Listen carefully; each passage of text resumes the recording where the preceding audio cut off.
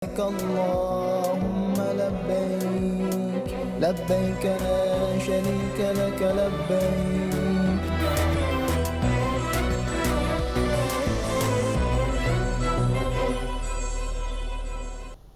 Pemirsa, selamat menunaikan ibadah sholat subuh bagi Anda yang menjalankan di wilayah DKI Jakarta dan juga sekitarnya.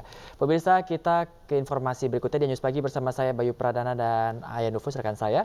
Kita ke informasi dari haji pemirsa, di mana setelah menabung selama 20 tahun, seorang penjual nasi goreng di Kabupaten Jombang, Jawa Timur ini akhirnya bisa berangkat haji. Ya, uniknya pemirsa, pria tersebut bisa mendaftar haji bersama istrinya sekaligus dengan cara menghentikan total kebiasaannya merokok, lalu menabung uang rokok tersebut sedikit demi sedikit.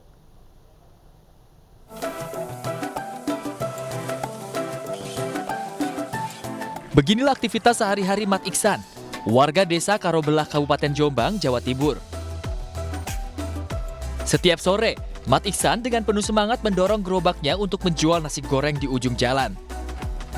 Mat Iksan mengaku sudah 25 tahun menjual nasi goreng. Pada tahun 2001, terbesit keinginan dalam hati Mat Iksan untuk menunaikan rukun Islam yang kelima, yaitu ibadah haji. Namun karena penghasilannya dari menjual goreng hanya 50 hingga 100 ribu rupiah per hari, Mat Iksan kemudian berusaha mencari berbagai cara. Salah satunya adalah dengan menghentikan kebiasaannya merokok, agar uangnya bisa ditabung untuk mendaftar haji. Dan apa yang diperjuangkan Mat Iksan akhirnya menjadi kenyataan. Dari uang rokok yang ia tabung sebesar Rp25.000 per hari sejak tahun 2001, pada tahun 2011, Mat Iksan dan istrinya akhirnya bisa mendaftar haji. Ya, kalau dulu ya paling 50.000, kalau tahun-tahun sekarang ini ya 100.000 lah. Terus ditabungkan berapa, Pak? Tabungkannya itu harga rokok satu cepet itu ya.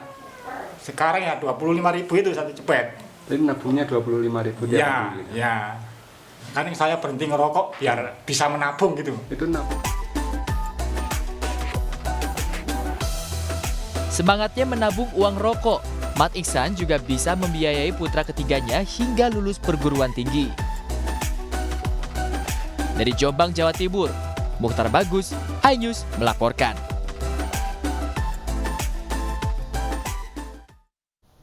Sedikitnya 108 jemaah calon haji dirawat di Klinik Kesehatan Haji Indonesia KKHI Mekah sejak pelaksanaan ibadah haji dimulai. 73% diantaranya pemirsa menderita penyakit jantung, hipertensi, diabetes, dan komorbid yang menjadi penyebab meninggalnya jemaah.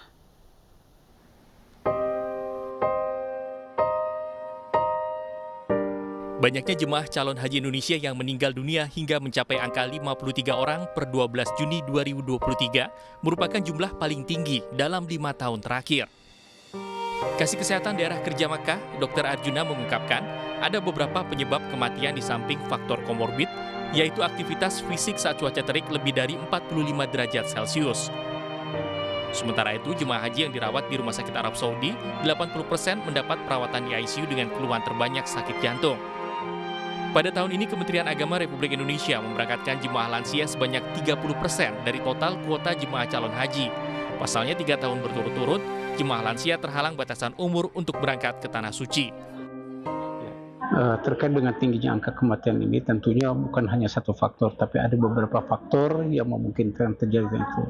Satu bisa juga karena faktor komorbid terkait dengan jemaah itu sendiri. Kemudian yang kedua terkait dengan tibanya jemaah di Arab Saudi, ada beberapa faktor lagi terkait dengan aktivitas fisik ya yang dilakukan oleh para jemaah, selain daripada komorbid tadi yang sudah diderita oleh para jemaah itu.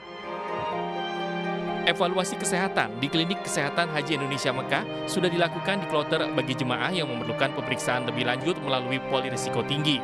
Salah satu tujuannya adalah untuk memberikan pelayanan kesehatan terbaik bagi jemaah calon haji dalam rangka safari wukuf, yaitu mewukufkan jemaah yang sakit ke Arafah. Dari Mekah, Arab Saudi, Ahmad Tasori, iNews melaporkan.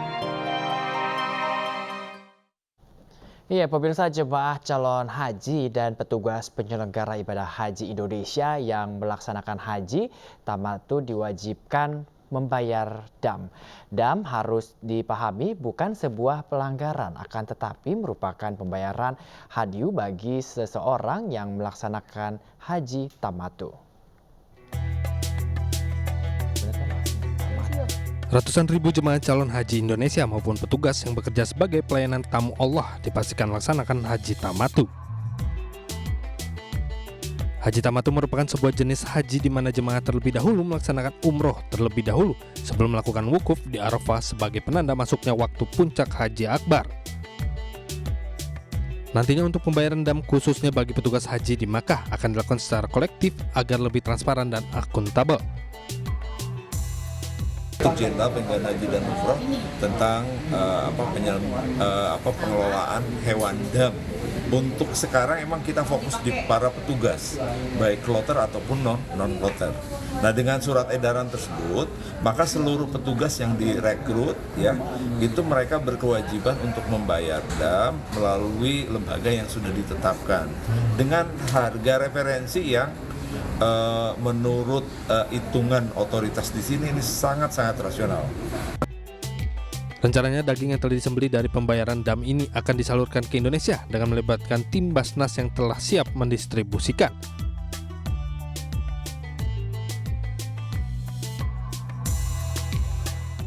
لبيك اللهم لبيك لبيك لا شريك لك لبيك